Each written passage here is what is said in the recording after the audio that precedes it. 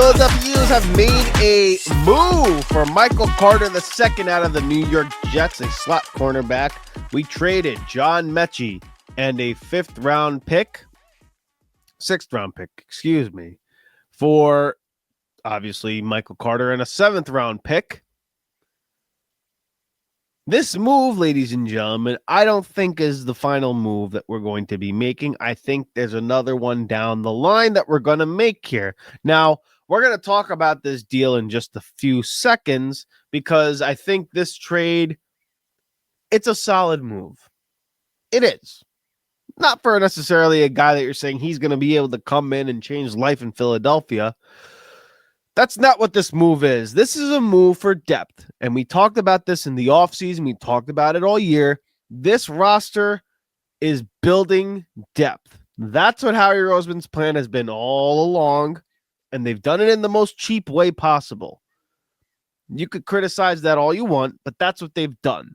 And they are continuing to do so. They're finding more depth pieces to fill out the holes in the roster. Michael Carter II is a slot cornerback, plays nickel, plays in a primarily zone scheme. And with the Jets, with Aaron Glenn, they play primarily man. And that's part of the reason why he's struggling. Getting a player like that in the building also is a credit to a guy like Joe Douglas, who's now part of the front office team in Philadelphia, and was formerly the New York Jets' GM, who I believe drafted the guy. So he knows the type of player that you're bringing in. It's a good move for Vic Fangio. It's a good move for Howie. It's a good move for this football team because now all of a sudden you get a player who, again, he got paid by the New York Jets 3 years, $30 million. So you know there's something about the player that the Jets liked early in his career, and he's 26 years old, young guy. When you get paid in this league and you get a second contract, it means you're not a scrub. Like, you could play.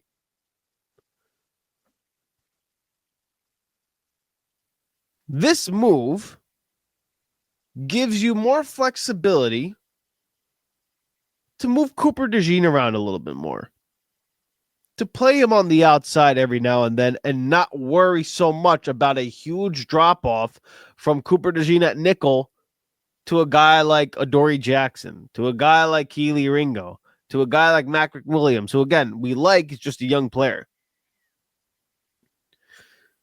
Now you don't necessarily feel like, okay, I'm stuck with Cooper DeJean at nickel because he's elite there, and I'm struggling at outside cornerback.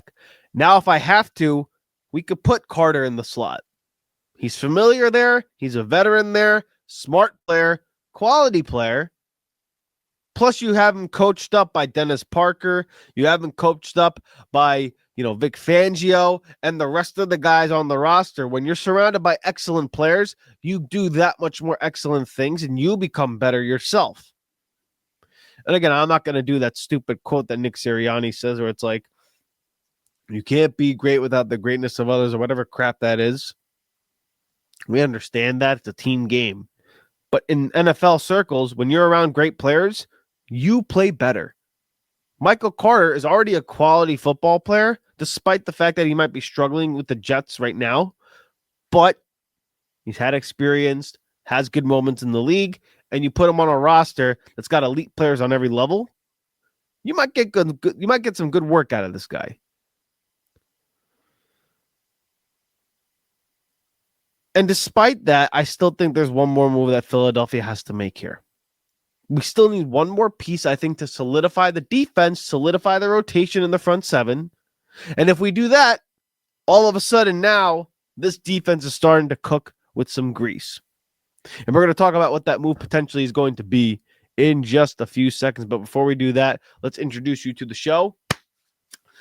This is the Riding the Bench Eagles podcast. I'm your host, Asif Badi, and like you, I'm a Birds fan who talks about the Birds, only the Birds, and nothing but the Philadelphia Eagles. So please do us a favor here. Help us grow this channel organically by shooting this video a thumbs up, commenting your thoughts in the comment section below, and subscribing to the channel. Also, check us out on Apple Podcasts and Spotify. Leave a 5-star review because in the end, it doesn't cost you a damn thing to go ahead and hit subscribe. We thank you for your support on the opposite side of the camera and on the opposite side of the airwaves. We still need one more piece, ladies and gentlemen. That one piece is a pass rush, a pass rusher, an edge guy, an outside linebacker. You need one more rotational piece to, I believe, solidify this defense for the 2025 season. Your interior defensive line with Ojomo, Davis, Carter, I think has been playing okay. They haven't been great, but you see them getting better every week. Josh Uche makes some splash plays, a good pass rusher, a veteran, quality piece. And Azeez Ojulari should be like the fourth or fifth guy on the depth chart, not the second or third like he is right now. Plus, you have Nolan Smith who's hurt. You have Jaelan Hunt, and then you brought back Brandon Graham for accountability, veteran leadership, presence, all that stuff. And every now and then making key plays for you, especially particularly stopping the run. What's the one move that Howie Roseman, though, can make to solidify this defense? Everybody's talking about potentially getting a guy like Bradley Chubb in Miami because he played with Vic before. He played with him in Denver. Obviously played with him in Miami. And Miami just such a shitstorm. There's such a freaking dumpster fire that it's potentially going to be a fire sale over there. I wouldn't mind bringing a guy like Bradley Chubb in. I think more likely than not, though, Philadelphia is going to probably take a guy like Jaelan Phillips. He's a little bit on the cheaper end. Again, regardless of who those two are, if you get Chubb, if you get Phillips, I think it's a win regardless of Philadelphia, no matter what you give them. That would be the move, in my opinion, that really solidifies this defense. Because now all of a sudden, when you get a guy like Chubb or you get a guy like Phillips in the building, he becomes your premier edge guy. He's your best edge room guy. And everybody else takes a step down, goes down a rung. And by doing that, you just automatically built your depth. So now, instead of Nolan Smith and Jaelan Hunt playing 60% of the snaps, you maybe only need them to play 45 to 50. You need Brandon Graham, instead of playing 30 to 35, he could play 25% of the snaps. Same with Uche. Same with Ojulari. And doing that, lowering their snap count, brings on a more quality rep because they're more fresh, they're more durable. Like, you know what I'm saying? Like, now all of a sudden, you decrease the volume of reps and increase the quality of play for each individual guy in the edge room on the roster if you go out and trade for Bradley Chubb and Jaelan Phillips. Michael Carter being in the room suggests that, hey, we're building the depth of this roster right now and bringing on more nuance and versatility. And if that's the case, because that's the one thing you want in a Vic Fangio scheme, players who have nuance and versatility, getting one more guy in the edge room brings you that much more versatility. Let me drink some tea. Un momento, por favor.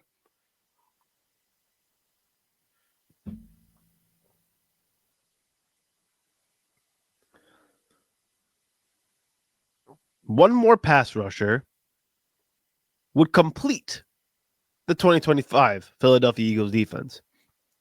There's no juggernaut in the NFL right now on offense outside of the Indianapolis Colts and the Rams right now in the NFC. You could say the Lions too, but it's nothing that I don't believe Philadelphia wouldn't be ready to handle. And with the quarterback play in today's league, and you add Vic Fangio, and you give him all this depth and additional pieces, you have Cooper DeJean coming back, you have Nolan Smith coming back, you have other young players on the roster who are just sponges and are ready to learn, and you have the great coaching staff like Billy King, Clint Hurst, Dennis Parker, Fangio himself, and you're surrounding yourselves with great players. Everybody's level of not only commitment, but quality of play elevates. And when you have the offense that's starting to pick up a little steam here, and hopefully they start incorporating a little bit more sauce with A.J. Brown and stuff, you might be ranked right now in terms of team rankings as like the 25th or 26th ranked defense or whatever it is they are on defense. But now all of a sudden, from here to the bye week, you could be trending in the right direction and finish playing top 5, top 10, whatever that number is going to be. Top 15 defense. Let's just make it a conservative number. When you're a young team and you're finishing as a top 15 defense and your offense is incrementally getting better and better and better as the season goes on, and if what we found was true in the Giants game, the Eagles got a little bit of their mojo back in the run game. Now you're a team that's cooking with grease. And I don't know if there's a team in the NFC in particular outside of the Rams that can stop the Eagles if they're hitting on all cylinders. And even then, my money would still be on Philadelphia. So there's still moves yet to be made. This Michael Carter, the second trade acquisition, was a good one. I think he's going to make an impact for us more so down the line than what you see now. And it's also good timing because now you got the bye week. And then you have a week to prepare after that to help him get into onboarding, to help him get acclimated to what we do in Philadelphia and seeing all the great players that are surrounding him in this locker room. Because now all of a sudden, I mean, there's a story out there where he took less money just to come to Philadelphia. I think he gave up his guaranteed injury bonus just to be able to play in Philadelphia. So you could tell he wants to be here. And the good thing is it's not that far of a drive logistically wise. You're going from New Jersey down to Pennsylvania. You take the I-95 and you're basically down there. You're good. It's a couple-hour drive. So it's not a huge transition for him. He's not necessarily moving out of the state. He's not uprooting his family. So he's going to come in with a little bit more energy and a little bit more juice. And that's the type of moves you make when you're a championship organization and a championship football team. And now think about it this way. This last point that I'll talk about with all the acquisitions that we made thus far. You traded for Tank Bigsby. He came off his best game of the year for Philadelphia, breaking the century mark. You now trade for Michael Carter, who's a veteran slot cornerback, after you kind of failed with Jacorian Bennett, Keely Ringo, and Adoree Jackson in that experiment. You now have a guy who we believe can't be worse than those guys.